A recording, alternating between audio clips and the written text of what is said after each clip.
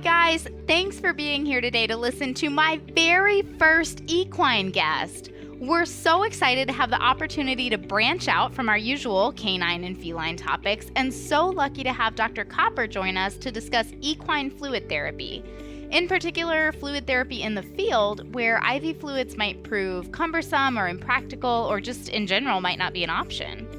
We cover IV fluid therapy, but also discuss enteral fluid therapy and even rectal fluid therapy. We talk about the indications for each, how to apply them, and the pros and cons to each approach. Dr. Copper was so much fun to talk to. I really hope that we can have her back again to cover some more equine topics in the future. Dr. Jamie Copper is an assistant professor at Iowa State University. She earned her DVM from Michigan State University in 2013, followed by a rotating large animal internship at the University of Pennsylvania's New Bolton Center, and both a residency in large animal internal medicine and emergency critical care at Michigan State University. Her clinical research interests include improving survival in horses with gastrointestinal disease and emergency and critical care of large animal species. Let's go ahead and get into it.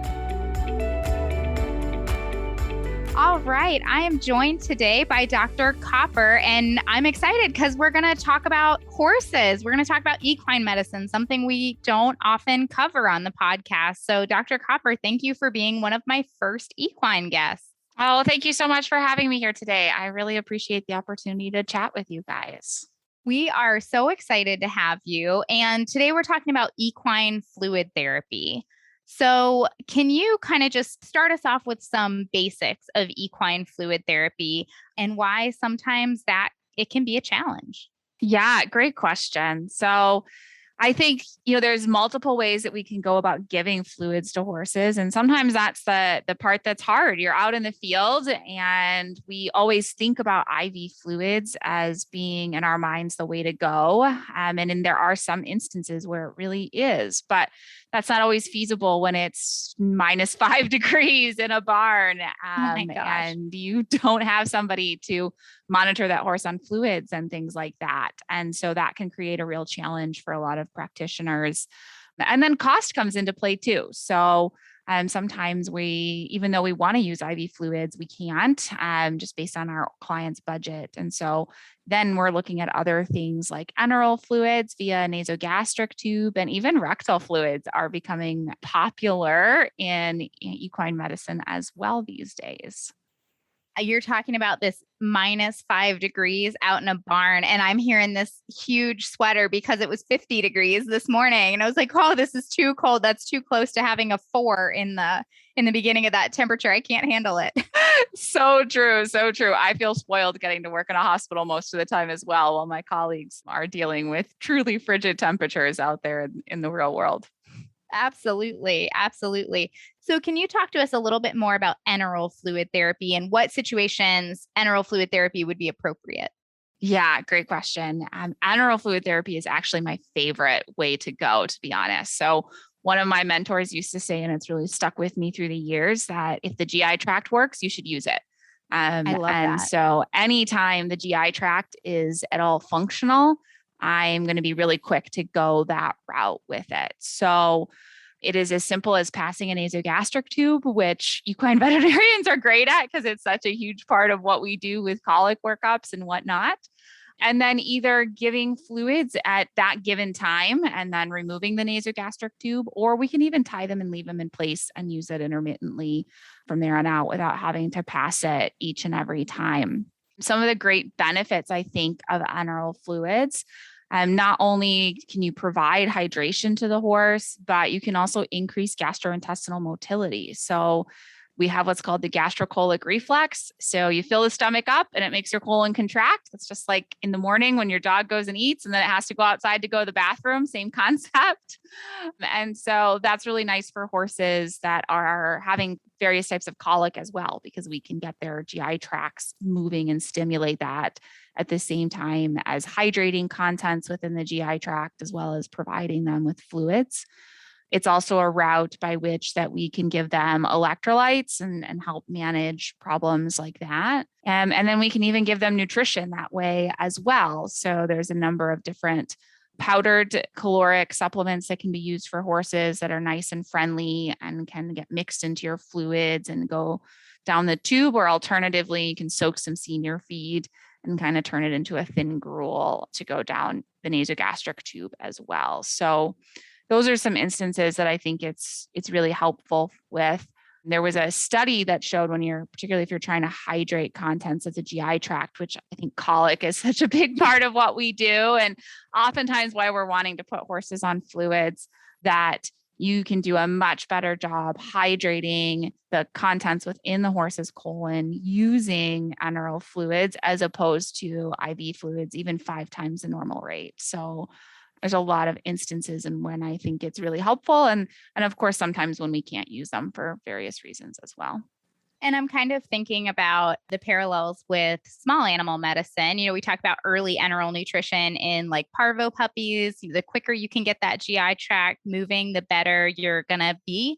Or hydration for maybe a constipated cat, or I even had like a 70-pound dog who had a colonic obstruction and he did great, but it's hydration. And that, we're using a lot smaller volumes in small animal patients. So IV, sub-Q, things like that might be more practical, but having that option to do enteral fluids and do so much volume at a time sounds like a huge advantage in horses where, like you said, IV is not always practical. Absolutely. And I think as you mentioned, parvo puppies and early nutrition and things like that, that's something that's been somewhat overlooked, I think, on the horse side of things to a lot of degrees. And what we recognize now is that the enterocytes that are lining the GI tract, they need nutrition too. And they would much rather get their nutrition by absorbing it from the inside of the GI tract versus anything we can give them IV. And those enterocytes are so important for barrier function and keeping all of the nasty bacteria and toxins inside the GI tract instead of leaking across. For whatever reason, horses, being the beasts that they are one of the most exquisitely sensitive species to LPS. And yet they house at any one time tons and tons within their colon and enough to kill them in an instant. So we really rely on that barrier function. And it's why we talk about endotoxemia being such a problem in horses. So anything we can do to keep the GI tract happy, that's for sure. Oh, horses. Housing all these things in their GI tract. You mentioned there were some situations where we would not want to use enteral fluids. Can you talk a little bit about those? Yeah, absolutely. So one, of course, is always safety. If you can't safely pass a tube on a horse, and we don't want anybody putting themselves in danger. Every now and then we'll get a horse, even with sedation and restraint techniques, we can't get it done on. The second and most common reason that I am not able to use enteral fluids in a horse is for horses that have some sort of proximal gastrointestinal obstruction. So either a strangulating lesion of the small intestine or just a mechanical disruption, something like anterior enteritis. So every time we pass a nasogastric tube, we're always checking for net reflux, since fortunately or unfortunately, horses can't vomit. So I don't know if that's a good thing or a bad thing. If we have extra fluid that's accumulated, we typically say more than 2 liters in their stomach, then that would be a horse that I wouldn't use enteral fluids with, because it's not going to go anywhere, because all that fluid is just backing up. Similar to you or me, we'd be vomiting if that was the case, but we don't want to add more if they're not able to move it downhill. And then occasionally we'll get horses with large colon impactions that, even though we want to get the GI motility moving and we want to get all of the material within the large colon softened up, by stimulating it to move, they get really crampy and colicky. And if we can't keep them comfortable, then that's going to be counterproductive. And so those are also sometimes horses that we're needing to go back and use IV fluids with, even though in a perfect world, we'd be hydrating the contents of their GI tract and keeping them hydrated with enteral fluids as well. Gotcha. I would not have thought of a colonic obstruction. I would say they're rare. The majority of them we can treat enterally, but every now and then you'll get one that just gets too crampy. Oh, poor thing.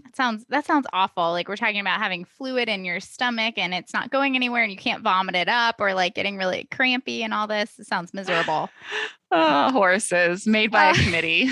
Exactly. So you also talked about rectal fluids and using rectal fluids to hydrate them. Can you tell us a little bit more about that? Yeah, this is super cool. So there was recently a paper by Kahn and colleagues in the Equine Veterinary Journal that reported on using rectal fluids, which I feel like has made it much more accessible and something that now people feel a lot more comfortable doing. So it sounds a little weird at first, right? Rectal fluids, but interestingly, they use them in people too. So in palliative care instances, it's actually sometimes a preferred mechanism because people would prefer it as opposed to getting poked. I'll leave that to those individuals and the medical community, but it is interesting and it's used in humans as well. So the nice things about it, we don't have to use sterile fluids similar to enteral fluid therapy. So from a cost standpoint, we can keep costs down that way. I usually will do it. Either you could save your IV fluid bags after you've used them and then just cut a hole at the top of them and put tap water straight into them. Save one of your old stat IV sets because they don't need to be sterile, right? It's going up the bum. And then we attach like a stallion catheter to the end of it and then insert it rectally, just sort of as far as it will comfortably go, and then loosely elastic on it or brown gauze it to the horse's tail. So it's got a little bit of a safety loop. And then big, either your IV fluid bags or some people will use like Nalgene jugs, get hung from the ceiling, and then you can set it at a rate just like you would with IV fluids. Horses tolerate it really well, surprisingly. And the horses do best when you don't even add electrolytes to it or anything like that. That can cause a little bit of irritation with them. So it's just tap water or barn water that you're adding to it. Interesting. I know, right? That was Things you going to be wouldn't my think about. question is do you add electrolytes or anything like that to it? But I guess that makes sense because they're not, generally taking those up in the colon. Yeah, absolutely. Yep. So it's just plain old tap water. And I think some benefits to that. One, if you do have a horse with like a small colon obstruction, that's a great way to also rehydrate that part of the GI tract while also hydrating the whole horse. And then we could potentially use this in horses that are refluxing and wouldn't be able to have enteral fluids via a nasogastric tube. So another route, if for whatever reason we can't use IV fluids. And then it also, I think, is nice if, we've been using a lot of IV fluids and maybe our sodium levels or our chloride levels are starting to creep up.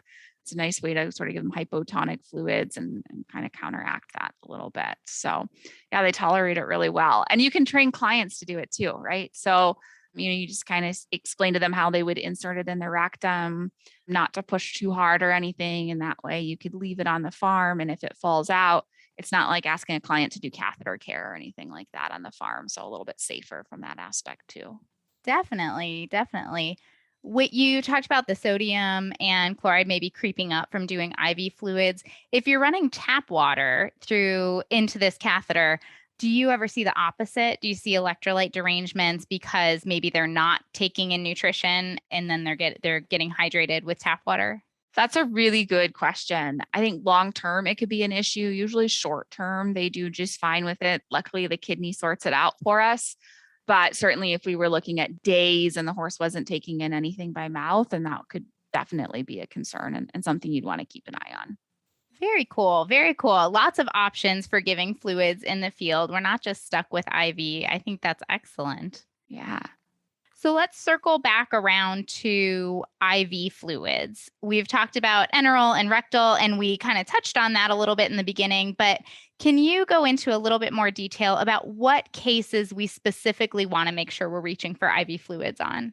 Yeah, absolutely. So IV fluids, there's a lot of really good uses for them. So we've talked about these other ways we can go about fluid therapy, but there's definitely in times where IV fluids are one of the only ways to go, or also times where it's just preferred when it's an option. So times when where I'm really reaching for IV fluids are horses that are really either severely hemoconcentrated or hypovolemic, because if they're hypovolemic, they're not going to be sending blood supply to their GI tract. And so when we give them enteral fluids or rectal fluids, they're not going to be able to absorb it as we would want them to. So anyone that I'm trying to increase intravascular volume with, we're going to reach for IV fluids and restore that. Sometimes we can use it in combination with one of the others once we sort of resolve their volume. Additionally, animals that have really severe electrolyte derangements. So, because we can custom manage them and predict it just a little bit better, as opposed to relying on their GI tract to absorb things. And so, that might be an animal that's severely hyponatremic. It might be an animal that's severely hyperkalemic, and we're using IV fluids to help drive down that potassium as well. So, those are also instances. And then anyone that we're trying to get fluids to quickly. So, putting it straight in the vein essentially is going to be the quickest way to do that. Probably the biggest downside to IV fluids in horses is just that in the 5 liter bags, which is what we're frequently reaching for from a practicality standpoint, knowing that maintenance for your average 500 kilogram horse is about 1 to 2 liters an hour. And so hanging those 1 liter bags at a time, although we have all done it, not the best use of one's time. And so all of our formulas are replacement formulas. And so that's the downside for horses that are on IV fluids long term, that they're constantly getting a replacement formula, which is more sodium and chloride rich than what we would like for that. And so I just try and keep an eye on their sodiums. And if they do start to, and their chlorides, and if they do start to creep up, then see if I can switch things up with a little bit of enteral fluids if the GI tract is working with the IV fluids, if they need to stay on it. And now rectal fluids is a great, combo way to go about it if we still want them on IVs as well. It's funny that you mentioned the 5 liter bags, because I swear I was mixed animal in school. Like I'm not a total novice around, working on horses, but I've just been doing small animal for the last several years. And you were talking about hanging these rectal bags and setting it at a rate. And I'm picturing these like 1 liter bags. I'm like, how many of those would you need? And finally it hit me. I'm like, oh yeah, the 5 liter bag. Yeah, the 5 liters. And if you're trying to be really time conscious, you can hang up to 4 at a time by piggybacking them in a large animal stat set. So you can get 20 liters hanging above a horse's head or rump, I guess, depending on which route you're going for at any time. So that can be nice too if you're on the farm and you don't want to try and train clients to switch fluid bags and things like that, particularly if you're going the IV route, that, we can get a good chunk hanging above their heads. Perfect. What about what you're putting into the vein? We talked about these replacement formulas. In small animal, we reach for colloids in some of our hypovolemic patients. Are you doing that in horses as well? Is that more of like a hospitalized thing, or would you do that in the field? Yeah, good question. So I think there's 2 types of colloids we reach for in horses: synthetic colloids and then natural colloids, being either commercially made plasma or whole blood if you're really needing a whole blood transfusion. Above and far, synthetic colloids are going to be the easiest to use out in the field because they don't require refrigeration, they don't require thawing, they're readily available and easy to use in horses, particularly in that ambulatory situation. I think colloids is a great debate these days, natural versus synthetic. On the human side of things, they've really strayed away from synthetic colloids in their critically ill patients due to the increased risk of acute kidney injury, primarily being the big one, but also some concerns with coagulopathy and decreased immune function and things like that. At this point, we don't have any proof in horses that we see those same adverse effects. So I think that when it's needed, it's absolutely fine to reach for them. But if there's already a horse that has acute kidney injury, what I just find myself asking is, do I really need it? And if the answer is yes, then, we're going to go for it. If the answer is maybe not, then I might hold off and wait and see how things go a little bit. The flip side of that is our natural colloids, which when we can use them, provide us a lot of benefit, because in addition to colloid oncotic pressure, which is what we're getting for our synthetic colloids, they also provide us a lot of other good things. So albumin, which is a drug carrier and is also anti-inflammatory itself. We also get our immunoglobulins as well. Some plasma has been hyperimmunized against LPS and things like that. And, other just good non-albumin colloid factors as well. So other good stuff in plasma, but it's sold in 1 liter bags. They're frozen, hard to keep on your truck. And unless you know you're going to need it, and then you have to wait for them to thaw, which is not always conducive to being out in the field and things like that, particularly for a horse that, again, needs large volumes of it. So, 1 liter of plasma is going to be kind of a drop in the bucket. We're usually looking at like 5 to 10 liters to make a real difference in colloid oncotic pressure in an adult horse for plasma. So that also comes at a cost as well. That can be really cost prohibitive. And I'm just thinking like the cost to the practitioner to have it on hand if in, the rare case that you would need it. Yeah, absolutely. Some people will store a fair amount just for foals in the spring because if they have failure of passive transfer, and they don't get enough colostrum. So some practices will keep it on hand because of that. But yeah, otherwise you're having to order it. And then still a foal needs 1 liter or 2 of plasma. An adult horse needs, 5+, then you're going to burn through your stocks pretty quickly. Absolutely. Absolutely. Well, Dr. Copper, it's been so fun talking horses and equine fluid therapy with you. A nice variation on the podcast. I want to thank you so much and then also ask you any final thoughts you want to share with us. Thank you so much for having me. This has been a blast. And I think my final thought would just have to be to repeat one of my mentors, which is if the GI tract works, use it. But other than that, thanks for having me. And it's been a great time. Excellent advice that we should all work hard to remember. It's been such a fun time. Thanks again. Thank you. All right, guys, thank you so much for joining us. Please reach out and let us know if you'd like to hear more equine topics or topics on other species, large animal, or otherwise. We'd love to hear from you. You can reach out to me at dvm@vetfolio.com. You can also visit my Facebook page at Dr. Cassie DVM, and you can find me on LinkedIn. I want to say a big thank you to DECRA for sponsoring this episode, and thank you to Dr. Copper for all of the excellent input. And remember, if one animal is better off because of you today, it's a great day.